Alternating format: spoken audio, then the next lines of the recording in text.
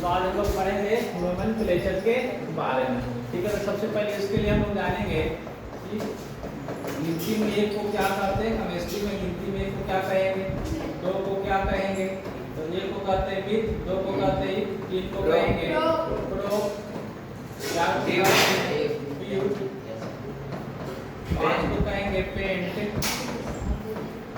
छह को कहेंगे फेक्स, सात को कहते हैं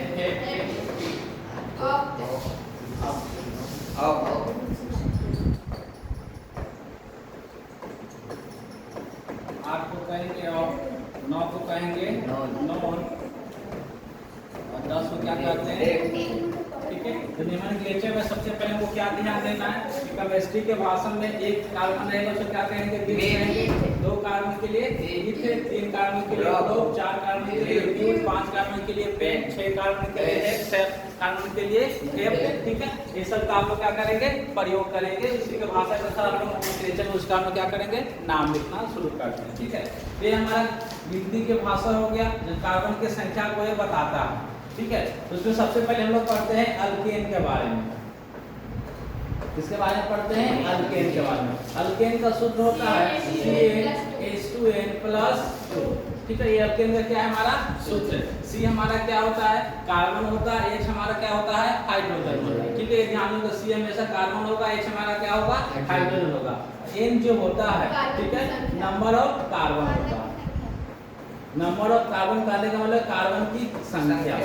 ठीक है, जितना कार्बन की संख्या होगा ठीक है उसी के आधार पर क्या करेंगे इसका हम लोग नामकरण करते हैं। ठीक है, तो नोमेनक्लेचर कार्बन N हो गया। जैसे मान लो N का वैल्यू कितना लेते हैं, एक लेते हैं। ठीक है, और अल्केन में हमेशा क्या रहता है सिंगल बॉन्ड होता है। अल्केन में कैसा होगा सिंगल बॉन्ड। कैसा बॉन्ड होगा सिंगल बॉन्ड। कहने का मतलब कार्बन और हाइड्रोजन के बीच में कैसा रहेगा बॉन्ड रहेगा एक बॉन्ड रहेगा। कार्बन और हाइड्रोजन के बीच में कैसा बॉन्ड रहेगा एक बॉन्ड रहता है।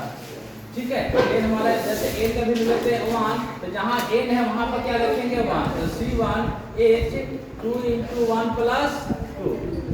ठीक है, N का वैल्यू कितना लिए 1 रखे। ठीक है, तो जहां N है वहां पर क्या रख दिए हम लोग 1 रख दिए। ठीक है, यहाँ सूत्र क्या आया C1 लिखो या नहीं लिखो कोई दिक्कत नहीं। यहाँ से कितना आ जाएगा CH 2 × 1 2 + 2 कितना होगा 4। ठीक है, तो CH इसमें ध्यान देना इसका नामकरण कैसे करते हैं। इसमें कार्बन की एक वो है एक लिए थे कार्बन। ठीक है, एक कार्बन के लिए क्या लिखते हैं हम लोग एक कार्बन के लिए क्या लिखते हैं हम लोग मीथ। तो यहाँ क्या लिख देंगे मीथ। एक कार्बन क्या लिख दिए मीथ। और हम लोग कौन सा ग्रुप का बना रहे हैं अल्केन का। अल्केन का लास्ट का AN क्या कर दिया जाता है जोड़कर लिख दिया जाता है। लास्ट का AN जोड़कर लिख दिया जाता है। तो क्या नाम होगा तुम्हारा मीथेन।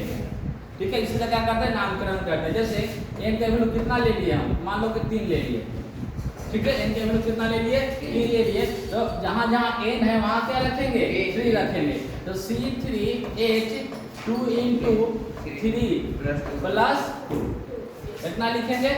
ठीक है, तो जहां जहां इसको हल करते हैं तो C3H 2 × 3 कितना होगा 6 + 2।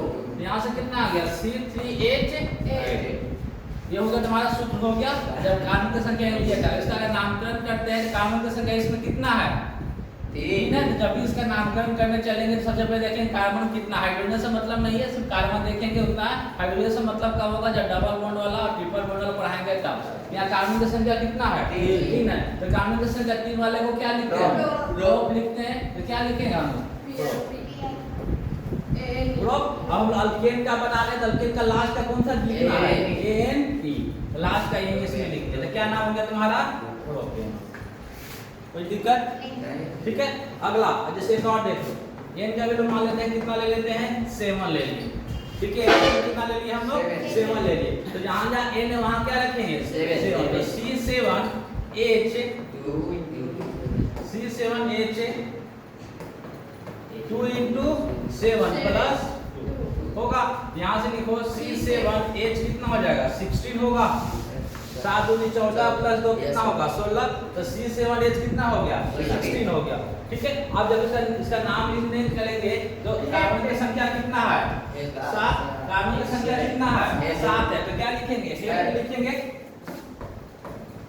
हेप्ट लिखेंगे। अब कौन सा ग्रुप का बनाना है, अल्केन का, तो क्या लिखे लास्ट में क्या जोड़ेंगे, एन। तो क्या इसका नाम हो गया, कोई दिक्कत, तो ठीक है, तो उसको उतारिए।